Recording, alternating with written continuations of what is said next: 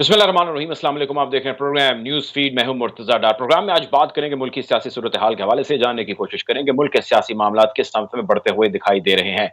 एक जानिब सूबा पंजाब है, दूसरी जानिब विफाक है। विफाक के अंदर गिरफ्तारियों का सिलसिला जारी है। शहबाज गिल की गिरफ्तारी के बाद होने वाली बहुत सारी डेवलपमेंट्स हैं, जिसको आज प्रोग्राम में डिस्कस करेंगे और ये भी जानने की कोशिश करेंगे कि पंजाब के अंदर जिस किस्म की तैयारी की जा रही है, खुसूसन पाकिस्तान मुस्लिम लीग नून के कारकुनान के या लीडरशिप के खिलाफ की जा रही है, जिसमें सानिया मॉडल टाउन समेत रिसेंटली जो लॉन्ग मार्च पाकिस्तान तहरीक इंसाफ ने किया और उसके अंदर जो मौजूद पुलिस वाले थे, इस सबको बहुत तेज इसका जो प्रोसेस है वो करने के अहकाम जारी किए गए हैं और लगता यूं है कि जल्द पंजाब के अंदर भी गिरफ्तारियां लीडरशिप जो है पाकिस्तान मुस्लिम लीग नून की उनकी शुरू हो जाएगी। साथ ही साथ ये भी डिस्कस करेंगे जनरल इलेक्शन की फिजा बनी है और डेफिनेटली तब से बनी जब से हुकूमत मौजूद और इसका खासा जिक्र हो रहा है। जनरल इलेक्शन मुमकिन तौर पर कब होंगे, नवाज शरीफ साहब की पाकिस्तान वापसी के हवाले से भी आवाजें उठ रही हैं और कहने वाले ये कह रहे हैं कि उनकी वापस पाकिस्तान वापसी उनके सेफ जो है एंट्री टू पाकिस्तान जो है उससे मशरूत होगी। आईएमएफ के पैसे आना ड्यू है, अभी तक नहीं आ पाए। हालत हजार लोगों की खराब है, खुदकुशियां भी कर रहे हैं, ऐसे सानियात भी हमारे सामने वाकयात आ रहे हैं और जो इस वक्त एदाद शुमार हमें डॉलर के बेहतर होते दिखाई दे रहे हैं, मार्केट से बहुत बरक्स हैं जो हकायक हमारे सामने पेश कर रहे हैं। गुफ्तगू का बाकायदा आगाज करेंगे। प्रोग्राम में मुझे ज्वाइन करें सलमान आबिद साहब, सीनियर जर्नलिस्ट हैं। Welcome to the show Salman साहब।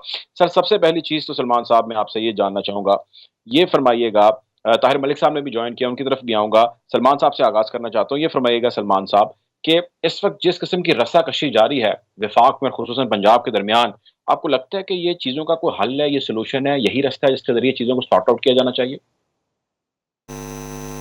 नहीं, मसले का ये तो हल नहीं है जो इस वक्त पाकिस्तान में हो रहा है या इस्लामाबाद में हो रहा है।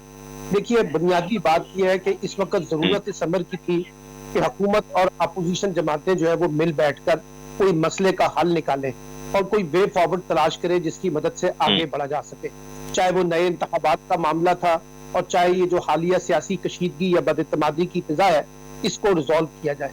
लेकिन आपको पता है कि पाकिस्तान में एक दूसरे के मैंडेट को तस्लीम ना करना, एक दूसरे की सियासत के वजूद को तस्लीम ना करना और फिर जिस तरह की महाजराई और जिस किस्म की बदतमादी का माहौल है, इससे बुनियादी तौर पे एक बड़ा सियासी डेडलॉक पैदा हो गया है। देखिए, सियासत में हुकूमत और अपोजिशन मिलकर जो है ना डेडलॉक को तोड़ती है, लेकिन यहाँ मसला यह है कि डेडलॉक तो पैदा किया गया है। दोनों एक दूसरे के साथ जो है बातचीत के लिए तैयार नहीं है। अगर इमरान खान जो है वो कहते हैं कि ये जो 13 जमाती इत्तेहाद है ये करप्ट लोगों पर मुश्तमिल है, तो दूसरी तरफ से कहा जा रहा है कि इमरान खान यहूदी एजेंट, पाकिस्तान दुश्मन है, उनका काम पाकिस्तान के टुकड़े टुकड़े करना है, वो किसी आलमी एजेंडे का हिस्सा है। तो इस माहौल में फिर डायलॉग नहीं हो रहा।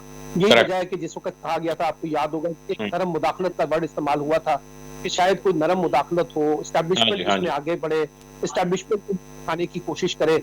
लेकिन लगता यह है कि इस सारी सूरत में खुद एस्टैब्लिशमेंट भी एक फरीक बनी हुई नजर आ रही है और उसका झुकाव जो है वो लगता है कि वो भी एक सियासी कॉन्टेक्स्ट में बालादस्त नजर आ रहा है।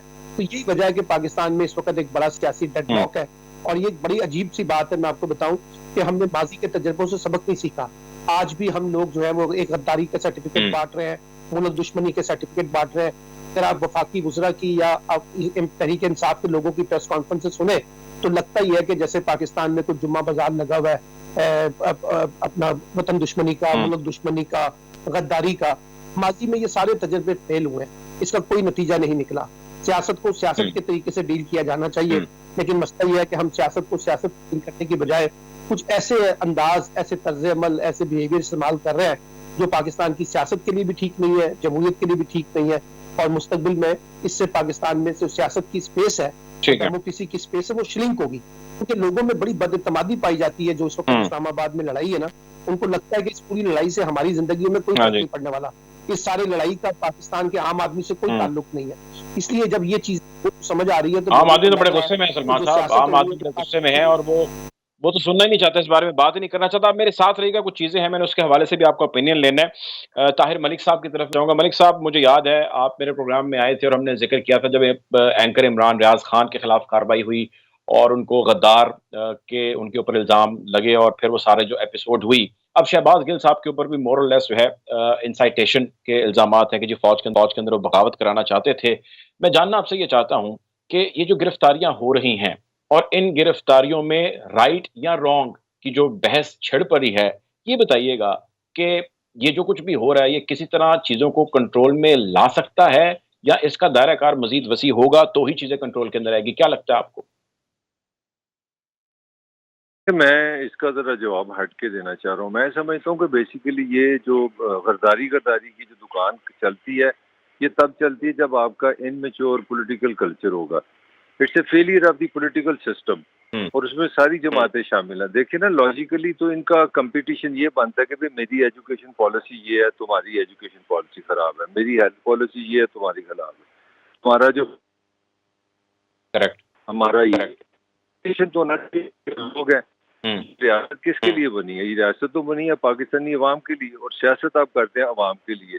यहाँ पे क्योंकि सियासतदान का ना वो विजन है, ना वो अवाम से आ रहा है, ना वो सिस्टम से आ रहा है, लिहाजा उसने सियासत को सियासत बना दिया। मतलब जो हुकूमत में होता है उसको पाकिस्तान से बड़ा प्यार होता है, उसको फौज से बड़ा प्यार होता है, उसको फौज बड़ी अजीज होती है, उसके लिए वो उन्होंने बड़ी कुर्बानियां दी होती हैं। और जो हुकूमत में नहीं होता वो कहता है जी ताकतवर हल्के हैं, मुझे हुकूमत में नहीं आने देते। तो मैं कहना ये चाह रहा हूँ कि आप पहले लेट्स बी लिटिल ईमानदार कि हमारा जो सियासी एजेंडा टोटल पॉलिटिकल की बात,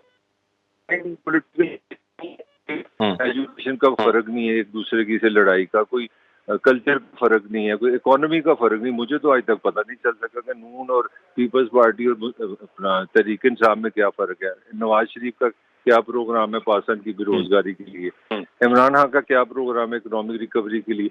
क्योंकि पॉलिटिक्स तो है ही नहीं है, तो फिर आप लेकिन मलिक साहब, ये सारी बहस के अंदर फिर जर्नलिस्ट भी, मीडिया हाउसेस भी, उनको भी शुमार कर लिया जाता है, उनके खिलाफ भी कार्रवाइयां शुरू हो जाती हैं। उसके बारे में क्या कहेंगे आप? वो ठीक है?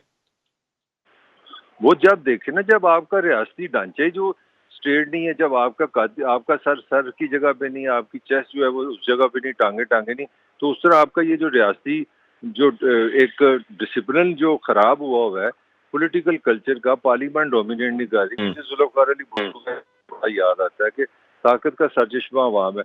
जिस स्टेट में पार्लियामेंट का फंक्शन ही कोई नहीं, इमरान खान और नवाज शरीफ हो, इन्होंने ऑर्डिनेंस पे मुल्क चलाना है।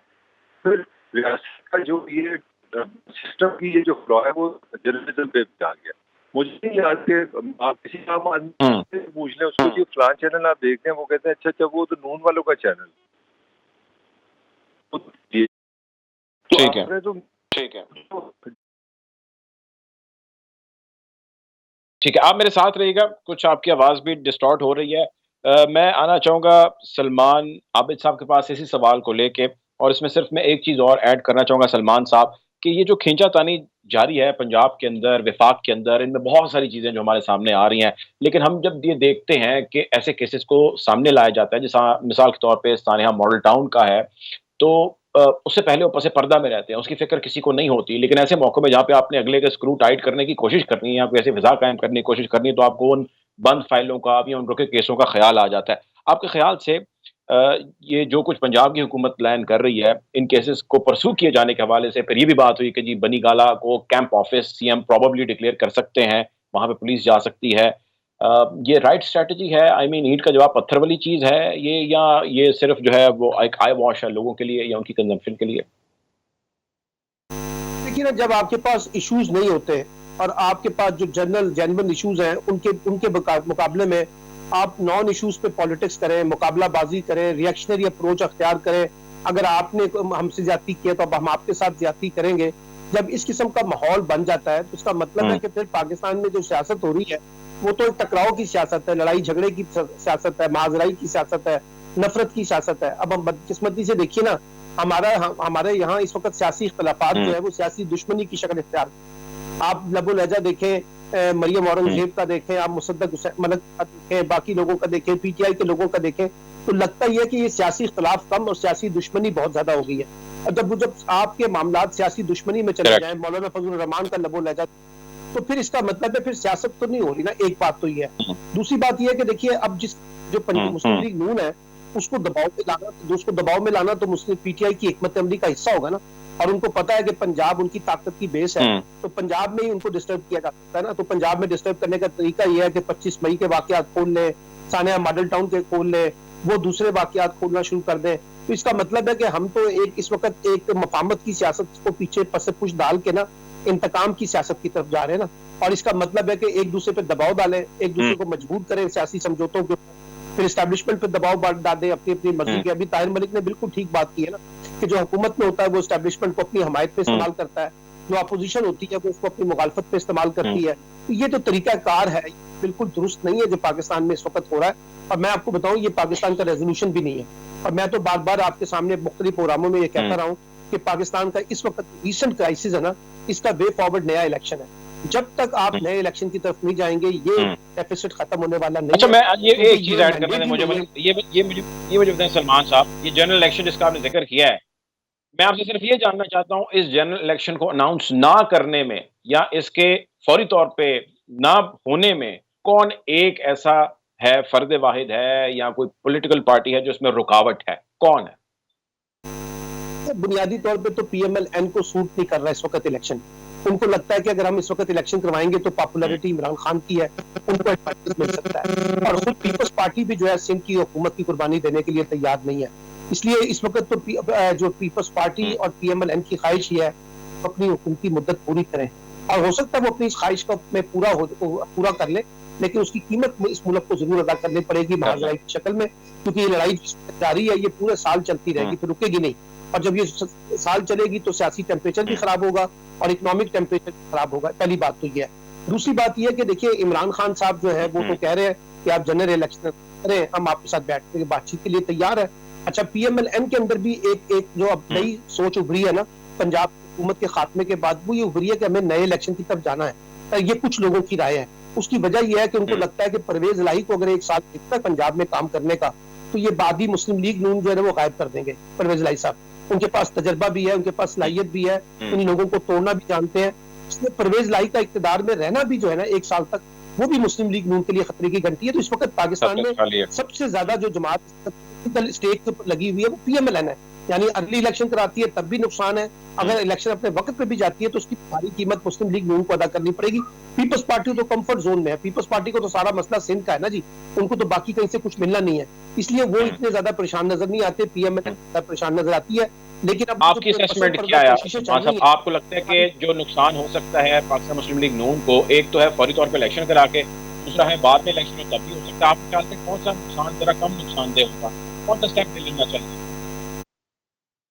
मेरा ख्याल है कि उनको कम नुकसान ये होगा कि वो इस वक्त इलेक्शन की तरफ जाएं और बुनियादी तौर पर ये बात करें कि जो इस वक्त गवर्नेंस के कॉन्टेक्स्ट है वो हमारे इश्क पैदा करता नहीं है। पिछले 4 साल 3.5 साल पीटीआई ने हुकूमत की है, हमने तो 3 माह 4 माह हुकूमत की है। लेकिन लगता ये है कि शहबाज शरीफ साहब जो है ना वो मकसद है कि इक़्तिदार के साथ रहा जाए, 1 साल तक जो है ना वज़ीर वज़ारत उज़्मा की जो कुर्सी है उसके साथ अपने आप को रखा जाए। लेकिन नवाज शरीफ और मरियम शायद वगैरह जो है वो दूसरे तरीके से सोच रहे हैं। लेकिन अभी मुस्लिम के अंदर ये बयानियों की जो लड़ाई है, ये जो इस वक्त सोच के टकराव हुआ है, इसका देखना होगा इसका नतीजा क्या निकलता है। बिल्कुल ठीक है। नवाज शरीफ की वापसी पे भी मैं बात करूंगा, लेकिन उससे पहले मैं चाहता हूं मलिक साहब से मैं ओपिनियन ले लूं, मलिक साहब का। मलिक साहब, ये फरमाइएगा कि पाकिस्तान तहरीक इंसाफ, इसका जिक्र तो बहुत मर्तबा करती आ रही है, किया है, और आगे भी उनके प्लान का हिस्सा है कि जनरल इलेक्शन की वो कॉल दे रहे हैं और चाहते हैं फौरी तौर पे हो। लेकिन उनके पास शायद एक ऑप्शन मौजूद है कि वो केपीके से और पंजाब से जो है वो माजरत करें हुकूमत करने से, डिसॉल्व करें उसको, और एक लीगल जरिए से जो है वो एक कॉल अप करें कि जी जनरल इलेक्शन अब तो होना जरूरी है। सूबे के 2 बड़े जो है वो असेंबली डिसॉल्व हो चुकी हैं। आपके ख्याल से वो ऐसा क्यों नहीं करते, क्या वजह है? सिंपल वजह है, मेरे ख्याल कोई इलेक्शन चाहते ही नहीं है। ये तो सलमान आबद की अक्लमंदी है, वो दानश्वरी एक सेंसेबल आदमी इसलिए बात कर रहा है। इलेक्शन कौन चाहता है? आप समझते हैं इमरान इलेक्शन चाहता है?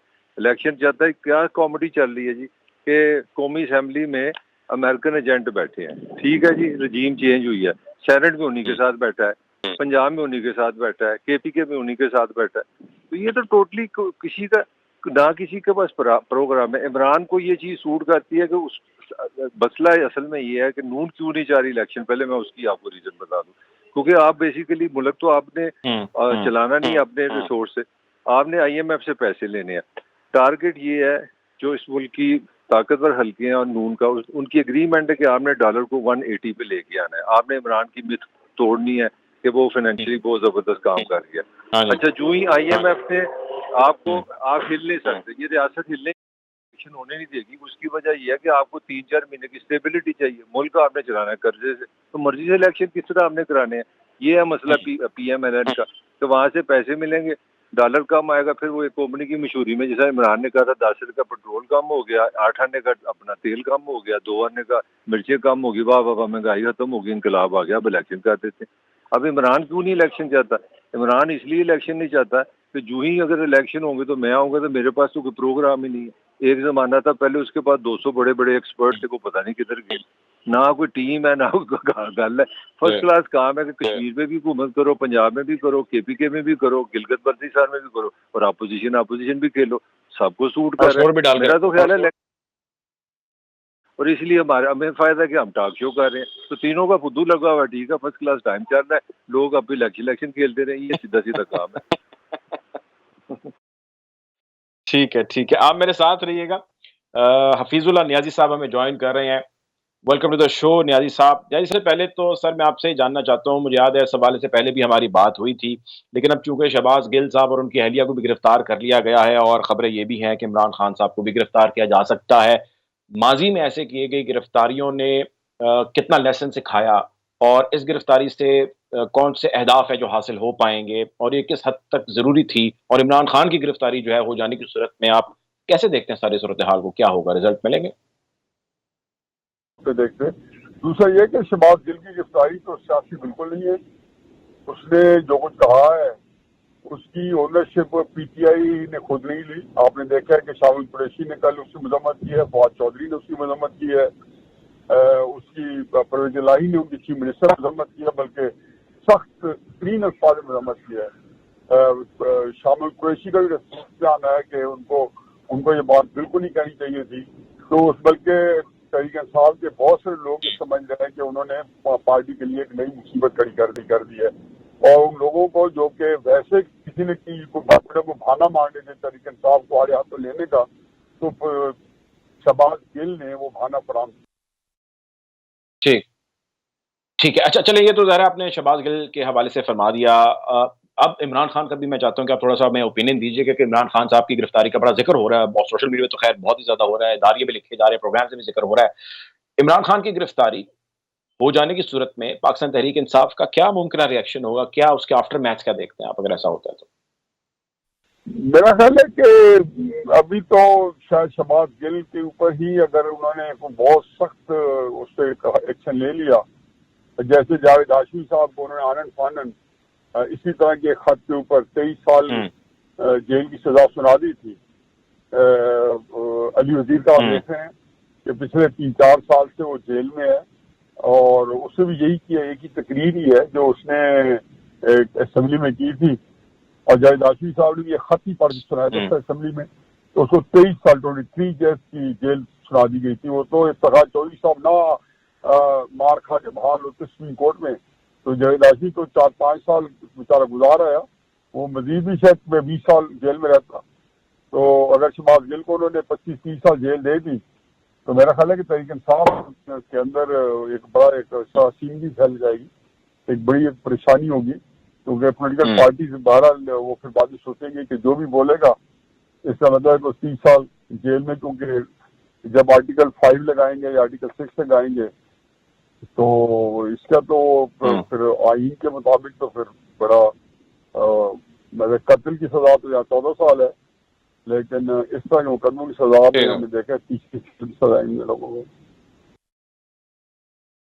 अच्छा जैसे आप इसी साल 2022 में इलेक्शन देख रहे हैं आप, या आपको लगता है अगले साल ही होंगे? अगर 15-20 और अगर लगा लें तो फिर तो हो सकता है, लेकिन अगर एक भी अगर ना लगाएं तो बिल्कुल नहीं हो सकता। मैं नहीं ख्याल कि इलेक्शन मिलता है, इलेक्शन 2023 में होगा, अब इलेक्शन नहीं मिलता है किसी को भी। आखिरी सवाल, ठीक है, आखिरी सवाल ये फरमाइएगा, इमरान खान साहब ने 9 सीटों से आप जानते हैं इलेक्शन लड़ने का ऐलान किया है। How do you see this take और this stance of him? Imran ने तो अच्छा फैसला किया है, उसके मेरा ख्याल है कि एक चैलेंजिंग फैसला किया। इमरान ने पिछले 3-4 महीनों में जैसे पहले से ही जो उनका ख्याल होता है कि कोई उनके खिलाफ ये कार्रवाई करेगा तो उसको प्रिएम्प्ट करते हैं, उससे पहले से ही उसको जो उसका अटैक कर देते हैं। लेकिन ये जो ऐसे लोग होते हैं जिनके साथ इमरान खान साहब का मुकाबला है, वो भी उनको भी अंडर एस्टिमेट ना करें। वो अब अगर ये कहेंगे कि हमने साद रिजवी को ही खड़ा करना है 9 हल्कों में इमरान खान साहब के मुकाबले में, तो फिर तो एक अजीबोगरीब सूरत हाल होगी ना। मतलब हार तो जाएंगे 9 के 9 हल्कों में साद रिजवी, लेकिन आपको ये तो पता ना कि एक सिचुएशन जो है वो बड़ी अजीब मजाक का खेल हो जाएगी। तो ये चीजें बड़ी अजीबोगरीब है, लेकिन अभी तो मुझे ये लगता है कि अगले 2-4 हफ्ते जो है वो शायद उसमें इमरान खान साहब के ऊपर खड़े गुजरे। ये जो शहबाज गिल है ये नेट प्रैक्टिस ही समझे, असल में उन्होंने क्या अज़ाइम है ज़ाहिर है इमरान खान साहब पे हाथ डालेंगे, कब डालेंगे, किस वक्त डालेंगे, क्या ही वो मुकम्मल कर लिया, अज़ाइम उन्होंने शो कर दिया। और वो उन्होंने और तहरीक इंसाफ के अंदर भी एक एक्सेप्टेबिलिटी है। फिर उन्होंने इमरान खान साहब के जो दाएं बाएं बंदे हैं वो सारे के सारे एस्टेब्लिशमेंट के अपने जो है जिसको कहने की प्लांटेड है, जितने 8-9 बंदे जो करीब 3 है, तो इसलिए सब अच्छा की रिपोर्ट है। ठीक है, वो वही कुछ हो रहा है जो वो चाह रहे हैं। ठीक है, ठीक है, ठीक है, ठीक है। आप मेरे साथ रहिएगा सलमान आबिद साहब। सर ये फरमाइएगा कि नवाज शरीफ साहब की पाकिस्तान वापसी की खबरें तो खैर काफी महीनों से बल्कि कुछ अरसे से गर्दिश बहुत ज्यादा करने लग गई हैं, लेकिन एक रीसेंट खबर ये चल रही है कि उन्होंने कोई गारंटी मांगी है। वो चाहते हैं कि जब उनके खिलाफ केसेस हैं उसके अंदर कार्रवाई ना हो ताकि वो वापस आए। फिर ये भी खबर चल रही है कि अब वो ये अपने लोगों से मशवरा करें कि मैं वापस लाहौर में आऊं, यहाँ से आगाज करूं सियासत का, यहाँ पे कदम रखूं या इस्लामाबाद से करूं। आपको लगता है उनकी वापसी होगी? अगर होगी तो किस सूरत में होगी और क्या करेंगे वो, और वो मुस्लिम लीग नून को पहुंचने वाले नुकसान का जो है वो कुछ किसी न किसी तरह कुछ दावा कर सकेंगे? देखिए, नवाज शरीफ साहब की ख्वाहिश तो हो सकती है कि वो पाकिस्तान आए, लेकिन जो हालात हैं वो इस वक्त उनके हक में नहीं है, नंबर 1। और अगर वो पाकिस्तान आएंगे तो फिर शहबाज शरीफ का मुस्तकबिल कहाँ होगा, वो एक दूसरा सवालिया निशान है। और नवाज शरीफ साहब आएंगे 2 शर्तों पे। एक शर्त यह है कि पाकिस्तान की अदालतों को शरीफ कोर्ट्स का डिक्लेयर कर दिया जाए और कहा जाए कि पाकिस्तान की अदालतों का आज नाम जो है वो शरीफ कोर्ट्स होगा, और जो जैसे नवाज शरीफ साहब फैसले चाहते हैं वो फैसले उनके हक में कर दिए जाए। और दूसरा, वो चाहेंगे कि जनाब इस्टेब्लिशमेंट मुझे क्लियरेंस दे, जैसे पहले आए थे वो पाकिस्तान जब जद्दे से आए थे, तो उनके खिलाफ कोई कार्रवाई नहीं की जाएगी।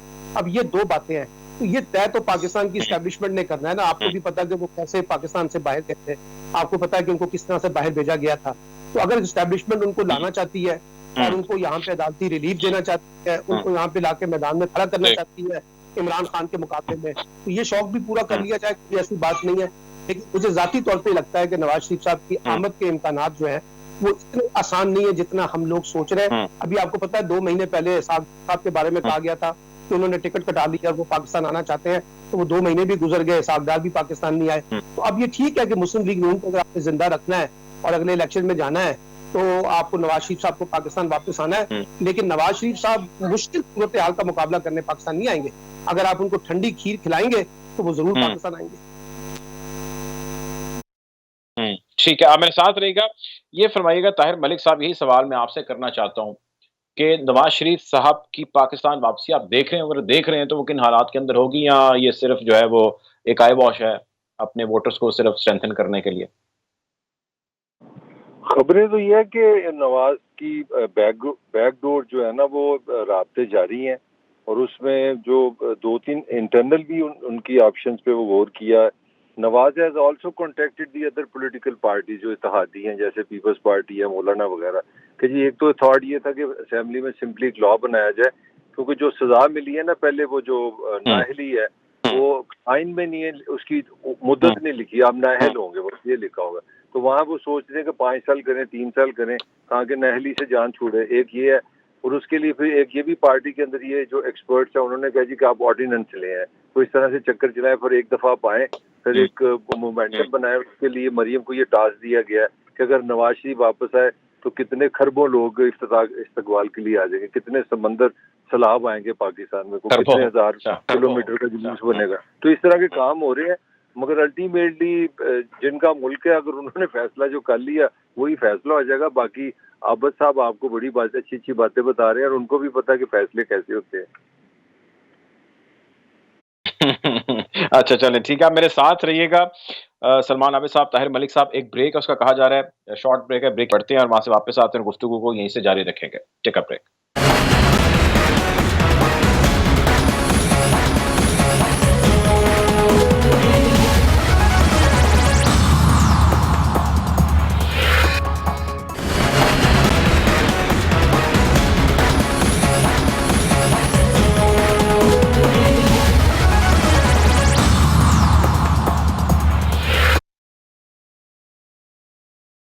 Welcome back after the break. Programme में मेरे साथ मौजूद हैं सलमान आबिद साहब और ताहिर मलिक साहब।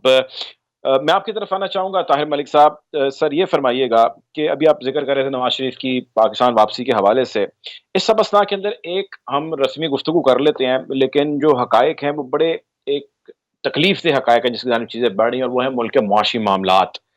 हालिया भी खबर आई, शायद आपके इल्म में भी आई हो, फैसलाबाद में एक बाप ने अपनी 2 बेटियों को भी कत्ल कर दिया और उसके ऊपर चंद हज़ार रुपए का या 1.5 लाख रुपए के करीब उसके ऊपर बोझ था। फिर उससे कबल कबल हमने एक और वायरल वीडियो देखी, खातून जिसका बच्चा ग़ालिबन थैलेसीमिया का पेशेंट है, किराए के घर पे रहती है, उसकी वीडियो बहुत सारी वायरल हुई। कहने का मकसद ये है कि ये वो चीज़ें जो हम तक पहुँच रही हैं, बहुत सारी चीज़ें जो हम तक नहीं पहुँचती, लेकिन हालात इंतहाई मखदूश, इंतहाई अबतर हैं।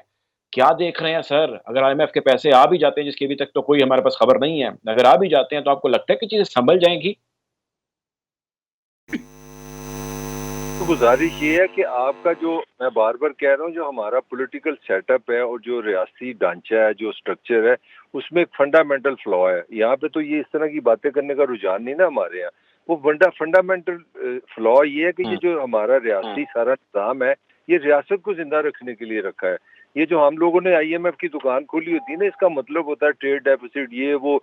ये तो कोई तकरीबन रियासत को अपने जिंदा रहने के लिए 8,000 अरब रुपया चाहिए होता है। ये जो आपने जो ये दामाद हमारे पाले हुए हैं, वापटा है, खसारा है, रेलवे है, खसारा है, जितने आपके महकमे हैं सारे खसारे हैं। मतलब पेंशन आपको 600-700 अरब आप पेंशन का दे रहे हैं। मतलब एक ऐसी रियासती मशीनरी हमने रखी है जो इनएफिशिएंट है और करप्ट है। और वैसे हमने ड्रामा जो सारा गन पॉइंट जो रखा हुआ है वो पॉलिटिशियन के ऊपर रखा हुआ है। तो ये जो IMF वगैरह, ये जो इकोनॉमिक्स की जितनी अच्छी अच्छी खबरें सुनते हैं, ये रियासत के अपने बका के लिए, इस निज़ाम को जिंदा रखने के लिए। ये जो हमने इतनी बड़ी फौज रखी है सरकारी मुलाजमों की, इतनी उनको गाड़ियां देनी है, एयर कंडीशन रखने हैं, ट्रांसफरें करनी है, तो आप कि इस रियासती निज़ाम में, इस पॉलिटिकल निज़ाम में और इस पॉलिटिकल पार्टीज में मुझे आम आदमी की नज़र ही नहीं आ रहा। उसके लिए उनके लिए प्लान ही कोई नहीं है, कॉन्सेप्ट ही कोई नहीं है। तो फिर सर क्या करें आम आदमी? सर ये भी तो बताएं ना। अब कोई लोग चाहते हैं, पहले थोड़ा लोगों को सोल्यूशन चाहिए सर, लोग सोल्यूशन चाह रहे हैं। तरफ आता हूँ। पहले मैं आपको बता दूं ना पासन है क्या। आपने दुनिया में सबसे ज्यादा IMF के बेल आउट्स लिए हैं। What is bail out? Bail out का मतलब है कि हमें कर्जा दो ताकि हमने पहला कर्जा उतारना है। 24 आप ले चुके हैं, 25वें पे आप जा रहे हैं। आपने वर्ल्ड रिकॉर्ड बनाया और पाकिस्तान ने को 5,000 मिलियन से ज्यादा IMF का कर्जा देना है। ये तो है पहले असल सच। अब आपका जो सोल्यूशन क्या है? अगर पाकिस्तान के पॉलिटिशियन में कोई कुछ थोड़ी सी अकल हो, कोई पाकिस्तान से मोहब्बत हो, इस गरीब आदमी से मोहब्बत हो जिसने अपनी 2 बेटियों को मार के ये कहा कि हमें एक ही कब्र में दफना देना, उसके लिए सिंपल एक हल है। ये सारे एक पॉइंट पे इकट्ठे हो जाए। वो पॉइंट है जी फेयर एंड फ्री इलेक्शन। हमें अच्छे हैं बुरे हैं छोड़ दो सारी बात। एक पॉइंट पकड़ लें, पाकिस्तान की स्टैब्लिशमेंट बैठ जाए, सारे पॉलिटिशियन बैठ जाए, and we must guarantee one thing के फेयर एंड फ्री इलेक्शन। जो फेयर एंड फ्री इलेक्शन है, सबसे पहले आगे ह्यूमन डेवलपमेंट करे, एजुकेशन का बजट बढ़ाए, हेल्थ का बजट बढ़ाए, लोगों की तरफ आए। ये जब तक ये 1 पॉइंट एजेंडे पे नहीं आते, मेरा ख्याल है वो पाकिस्तान का आज का सबसे बड़ा जो एजेंडा बनता है वो इमरान का, नवाज का, जरदारी का, मौलाना का, that is only one agenda. वो एजेंडा क्या हो, बैठो एक ऐसा सिस्टम। ये तो मलिक साहब आपने मशरूत कर दिया इन लोगों के डिसीजन से ना, या इनके फैसले से, या इनको जो करना चाहिए। मैं ये जानना चाहता हूँ सर, अब लोग क्या करेंगे? लोगों को पता ये नहीं होना, आपको भी पता ये नहीं होना। अब मुझे बताइए लोग क्या करें? लोग डिप्रेस होंगे, नफ्सियाती बीमारियां बढ़ेंगी, तलाक़ें होंगी, शादियां नहीं होंगी, चाइल्ड अब्यूज बढ़ेगी, गुर्बत बढ़ेगी, मसाइल होंगे, लोग बेबस हैं। लोगों ने क्या करना है? 7,000 साल से जूतियां खा रहे हैं, मजीद खाएंगे। Party is over. ठीक है, आप मेरे साथ रहिएगा। ये सलमान आबिद साहब, ये चीज़ मैं आपकी तरफ लाना चाहूँगा। हालत-ए-ज़ात बहुत मखदूश है, हो रही है, उसका ज़िक्र हम तकरीबन हर टॉक शो के अंदर करते हैं जब आपके साथ डिस्कशन होती है। पैसे नहीं आए सर IMF के, और हालत जो है वो पतली से पतली होती चली जा रही है। क्या कहेंगे? क्या लग रहा है क्या होगा? क्या करना चाहिए? लोग क्या करें? देखिए, ताहिर मलिक साहब ने बुनियादी बातें की हैं, मैं तो उससे इत्तेफाक करता हूँ, लेकिन अब मसला ये है कि हमारे पास शॉर्ट स्पेल में क्या चीज़ हो सकती है। अब शॉर्ट स्पेल में देखिए एक ही चीज़ हो सकती है बुनियादी तौर पे। आप अपने शाहाना अखराजात जो है, अपना जो गवर्नेंस का कॉन्टेक्स्ट है, अपनी जो रूलिंग एलीट का मॉडल आपने हुकूमत का बनाया हुआ है, स्टेट का बनाया हुआ है, इदारों का बनाया हुआ है, उन सब से आपको विड्रॉ करना पड़ेगा अगर आप विड्रॉ करना चाहते हैं। अगर नहीं चाहते हैं तो फिर उसका कोई वे आउट तो हमारे पास नहीं है, ना बिल्ली के गले में घंटी कौन बांधे। लेकिन मसला ये है कि ये जो पाकिस्तान की इकॉनमी इस वक्त इतनी ज्यादा क्रंच है, और पाकिस्तान की इकॉनमी जो है, जिसको हम कहते हैं कि बड़ा बदहाली की तरफ जा रही है, उसमें इस तरह का रूलिंग एलीट मॉडल जो है और इतना ज्यादा गवर्नेंस का जो फैला हुआ मॉडल जो है, ये हमें सूट ही नहीं करता। अब आप मुझे बता दीजिए, पाकिस्तान की पार्लियामेंट इररेलेवेंट है, पाकिस्तान में ब्यूरोक्रेसी जो है वो डिलीवर करने में नाकाम रही है, पाकिस्तान में जस्टिस सिस्टम उस तरह से नाकाम हुआ है। तो कहने का मतलब है कि जब सब इदारे जो है वो अपनी जगह पे अपनी अहमियत खो रहे हैं, इसका फिर वे आउट तो यही है ना कि आप मिलजुल कर बैठ जाए अगर आप निकालना चाहते हो। मैं फिर कह रहा हूँ, तो जो नरम मुदाखलत वाली बात मैंने शुरू में की थी, इसमें एस्टेब्लिशमेंट को ही एक बड़ा रोल प्ले करना पड़ेगा और एस्टेब्लिशमेंट को भी अपने आदात और अतवार जो है वो तब्दील करने पड़ेंगे। माजी के जो जितने भी हमें फिक्री मुगालते हमने अपने अंदर डाले हुए हैं, उनसे बाहर निकले और बैठ के कोई वे आउट तलाश कर ले, क्योंकि पाकिस्तान इस तरह से चल नहीं सकता। अगर आपको IMF की किस्त भी आ जाए ना, उससे कौन सा आपको यहाँ पे आपकी जिंदगी में इनकलाब आने वाला है, वो कुछ नहीं होने वाला। तो उससे तो आप अपनी एलीट की इकॉनमी को बचा लेंगे ना। तो ये है कि आम आदमी की इकॉनमी को बचाने का तरीका कार ये है कि अपना गवर्नेंस का स्ट्रक्चर सारा बदले, अपने गवर्नेंस की जो रूलिंग एलीट के मॉडल्स हैं उनको बदले। हमें इस तरह की गवर्नेंस शाहाना खराजात के ऊपर मुश्तमिल बेस्ड जो गवर्नेंस मॉडल है, ये हमें हमारी जरूरत नहीं बनता। हम इस वक्त दूसरी बात यह कि अब हमें ये तय कर लेना चाहिए, ये जो हम बाहर से चीजों को मंगवा रहे हैं, इनके ऊपर पाबंदी लगाएं। एक वो चीजें जो बहुत बुनियादी जरूरत की, उनके ऊपर तो बात हो सकती है, लेकिन ये जो पूरा का पूरा हमने एक लग्जरी बेस्ड मॉडल बना दिया है कि हर चीज हमें बाहर से लेके आनी है और उसके ऊपर फिर जो है ना, जिस तरह से हम अपनी इकॉनमी को चला रहे हैं, ये चलने वाला नहीं है। आपको अपनी लोकल इकॉनमी भी स्टैब्लिश करनी पड़ेगी, आपको लोगों के एटीट्यूड को भी रिविजिट करना पड़ेगा और आपको जो ये चीजें, जब तक मैं कह रहा हूँ कि पाकिस्तान में इकोनॉमिक्स के कॉन्टेक्स्ट में एक मेजर सर्जरी हम अपनी पॉलिसीज में, अपने रिफॉर्म्स में नहीं लेके आएंगे, कानून साजी में नहीं लेके आएंगे, इस तरह से इकॉनमी ठीक होने वाली नहीं है कि जिस तरह से हम इसको ठीक करना चाहते हैं। एक रवायती तरीके से इकॉनमी ठीक नहीं हो। ठीक है, आप मेरे साथ रहे। मलिक साहब, सर आपसे सवाल, और बड़ा इंपॉर्टेंट सवाल। मईशत के मामलात, सियासत के मामलात तो हमने डिस्कस कर लिए, दूसरी तरफ सिक्योरिटी के मामलात है सर, वो भी कुछ ऐसी सूरत हाल इख्तियार कर रहे हैं जो खासी कंसर्निंग हो रही है। क्योंकि आप ट्रैवलिंग बहुत ज़्यादा करते हैं, आप बेहतर भी समझ सकते हैं सारी चीज़ों को।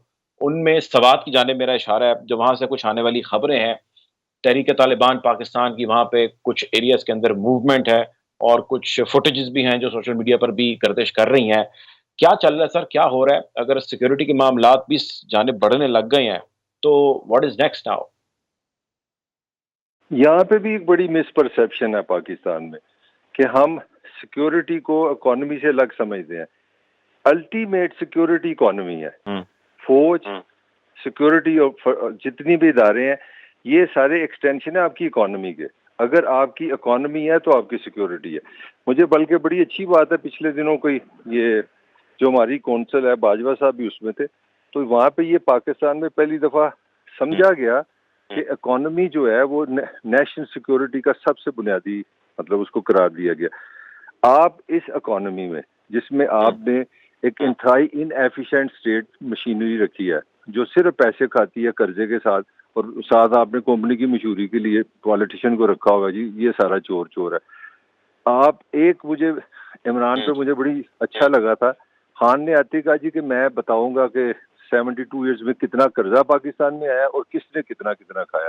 पहले यार सच तो बोलो ना, ये बताया स्टेट हमें 75 साल में जो कितना 130 बिलियन US डॉलर जो कर्जा लिया वो कहाँ गया, तो आपको सारी बात समझ आएगी। जब तक आप अपनी इकोनॉमी को सीधा नहीं करेंगे, इंटरनली स्ट्रेंथ नहीं करेंगे, एजुकेशन नहीं फैलाएंगे, अनएम्प्लॉयमेंट को कंट्रोल नहीं करेंगे, नौजवान को होप नहीं देंगे, अपने कल्चर की बीमारियां खत्म नहीं करेंगे, आप किसी सूरत फौज और पुलिस को रख के सिक्योरिटी नहीं रख सकते। और ये जो टेररिज्म है इसका भी इसी से ताल्लुक है। अगर आप पाकिस्तान को जब तक फाइनेंशियली आप सिक्योर नहीं करेंगे, आपकी रियासत, आपकी मशीनरी, आपकी फौज, आपके इदारे दिन ब दिन वीक होते जाएंगे।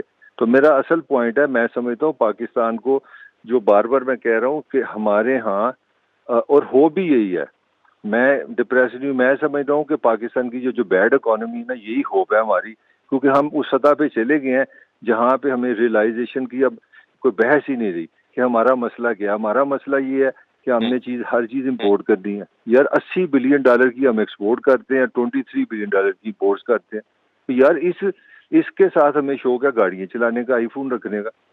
मतलब मैं अभी आपसे बात कर रहा था तो मेरी बीवी मुझे मॉल भेजी, मतलब मैं सोच रहा था यार ये दुनिया की कौन सी सोसाइटी जो अभी आते ही पंजाब हुकूमत का जी जब सारी रात बिजनेस करो, पेट्रोल आप डॉलर में खरीदते हो तो बिजली रात को यूज करो, सुबह सोए रहो घरों में एयर कंडीशन। यार ये लग्जरी, ये जो सिकनेस है, इसको खत्म करो। जब तक आप फाइनेंशियली स्टेबल नहीं होंगे, आपकी सिक्योरिटी भी स्टेबल नहीं हो सकती। इसका भी उसी से रिलेशन है। और आप भी सर इसको नो नहीं कह सकते, आपकी भी सिक्योरिटी स्टेक पे होगी अगर आप ऐसे शॉपिंग मॉल में ना गए तो। नहीं, ये गलत है ना। ये कोई तरीका है दुनिया का? यार रात को 12 बजे आप शॉपिंग करने जा रहे हैं। मुझे इतना अपना मैं I was born in Lahore, मैं 60s में मेरी पैदा है। मुझे बड़ा अच्छा लगा ये 9 बजे का काम, मुझे लगा जैसे जिंदगी वापस आई है। तो आप 10 बजे बाहर गए, आपको लगा कि आप इंसानी माशरे में रहते हैं। तो रात हो गई है, पीस हो गया। आते ही परवेज लाइन ने कहा नहीं नहीं नहीं, वो नवाज शरीफ के जो बंदे ने ना ताजर, उनको पकड़ो। हर चीज आपका पॉलिटिकल है। फौरन का जी नहीं, दुकानें खोले। क्योंकि हम तेल सऊदी अरब से खरीदे, डॉलर में तेल खरीदे, फिर बिजली बनाए, फिर सारे चीखेंगे। यार कोई खुदा का खौफ खाओ। अब पानी से बिजली भी नहीं बनानी, बिजली भी डॉलर से बनानी है, और दुकानें भी बंद नहीं करनी। रात को 12 बजे तक बिजनेस करना है, 2 बजे जाके माल रोड जाके कुकड़ खाना है। तो इस तरह की इकोनॉमी में आपकी किस तरह सिक्योरिटी रह सकती है? ठीक है, आप मेरे साथ रहेगा। सलमान आबिद साहब, सर ये फरमाइएगा, ये सिक्योरिटी वाला मामला सवात में जो कुछ हो रहा है, आपकी तरफ लेके आना चाहूंगा।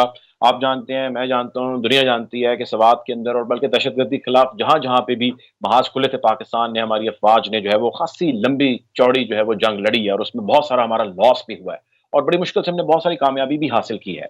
और टीटीपी के साथ हमने रिसेंट पास्ट में मुज़ाकरात की खबरें भी सुनी है। ये फरमाइए, जो कुछ अब हो रहा है, ये क्या हो रहा है? मेरी तो समझ से बालातर है sir. TTP is with us, हम उनसे मुज़ाकरात कर रहे हैं, हमारा ट्रूस हो चुका है, यहाँ they are against us, whatever we have done in the past वो सही था सारा। अगर वो सही था तो ये जो हो रहा है, क्या ये भी सही है या ये गलत है? क्या हो रहा है सर, क्या कहेंगे आप? जब आपकी सारी पॉलिटिक्स जो है वो नॉन इश्यूज के ऊपर हो रही हो, और आप अपनी डोमेस्टिक पॉलिटिक्स में इस हद तक उलझ गए हो कि एक दूसरे के साथ सियासी दुश्मनी का रवैया अख्तियार कर लें, तो वहाँ regional issues, international issues, terrorism के इश्यूज जो है वो बहुत पीछे रह जाते हैं। और ये जो हमने कोताही की है, उसी की वजह से ये रिसेंट जो हमें टेररिज्म के वाकयात सुनने को मिल रहे हैं वो हम देख रहे हैं। इसका मतलब है कि हमारे यहाँ जो पॉलिटिकल मेच्योरिटी पॉलिटिशियंस को, चाहे वो गवर्नमेंट में है चाहे वो अपोजिशन में, उनको दिखानी चाहिए थी, वो तो नहीं दिखाई। वो तो अपनी जाती जंग, इक्तदार की जंग लड़ रहे हैं ना। इससे इसका फायदा तो उन्हीं लोगों को होगा ना जो पाकिस्तान में दहशतगर्दी को प्रमोट करना चाहते हैं, दहशतगर्दी को रखना चाहते हैं। फिर दूसरी बात यह कि हमने दहशतगर्दी को बतौर हथियार भी इस्तेमाल किया है। कभी कुछ कहते हैं, कभी कुछ कहते हैं। कॉन्ट्रडिक्शन हमारे पास इतने ज्यादा है पाकिस्तानी स्टेट क्राफ्ट के अंदर।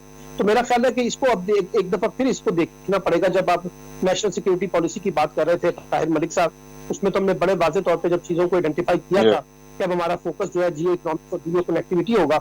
इसका मतलब है कि टेररिज्म की जो नई लहर उठरी है और जो कुछ सवाल के अंदर हो रहा है, जो खबरें आ रही हैं, वो तो बड़ी सीरियस अलार्मिंग की नोट्स है ना। लेकिन अभी सीरियस अलार्मिंग के नोट्स के ऊपर सारी तवज्जो तो हमारी वहां पे होनी चाहिए थी। लेकिन हम तो इस्लामाबाद को फतह करने के लिए इस वक्त सर जोड़ के बैठे हुए हैं और सब एक दूसरे को नीचा करना चाहते हैं। तो उसकी कीमत जो है वो इस तनाजुर में तो अदा करनी पड़ेगी। जी बिल्कुल ठीक है, बहुत शुक्रिया जी। प्रोग्राम को खत्म चाहते हैं। मेरे साथ मौजूद सलमान आबिद साहब, सीनियर जर्नलिस्ट हैं, एनालिस्ट हैं। ताहिर मलिक साहब ने हमें ज्वाइन किया, सीनियर जर्नलिस्ट हैं, एनालिस्ट हैं। आप दोनों मेहमानों का बहुत बहुत शुक्रिया। आपको हालात हाज़िरा से नाज़रीन यूं ही आगाह रखेंगे। अब तक के लिए इतना ही, अपना ख्याल रखिए। अल्लाह हाफ़िज़।